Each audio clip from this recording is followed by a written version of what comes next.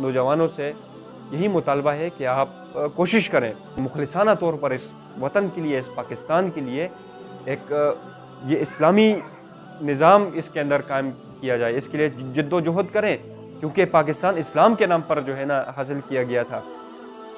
پاکستان کا مطلب کیا؟ لا الہ الا اللہ۔ تو لا الہ الا اللہ کا مطلب کیا ہے؟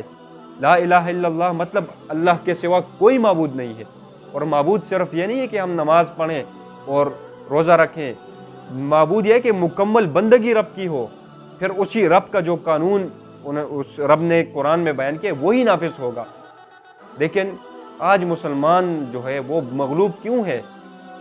مسلمان اسی لیے مغلوب ہے کہ مسلمان نے اپنی بنیادی جو دین کی تعلیمات اسے دی گئی تھی، اپنے پیغمبر کی سنت اور قرآن، اس نے جو ہے نا پس پشت ڈال دیا۔ محمد صلی اللہ علیہ وآلہ وسلم نے بحجۃ الوداع میں کیا فرمایا تھا کہ میں تمہارے اندر دو چیزیں چھوڑ کر جا رہا ہوں، ایک اللہ کی کتاب اور دوسرے اس کے نبی کی سنت۔ کتاب اور سنت ہمارے درمیان جو ہے نا رسول اللہ صلی اللہ علیہ وآلہ وسلم چھوڑ کے گئے۔ رسول اللہ صلی اللہ علیہ وآلہ وسلم نے کسی شخصیت کو نہیں چھوڑا، کیونکہ شخصیت جو ہے نا وہ ایک وقت تک زندہ رہے گی، پھر وہ بھی اس دنیا فانی سے رخصت ہو جائے گی۔ قرآن وہ واحد کتاب ہے جو قیامت کی صبح تک قائم رہے گی، اس میں کسی قسم کی تحریف نہیں ہوگی۔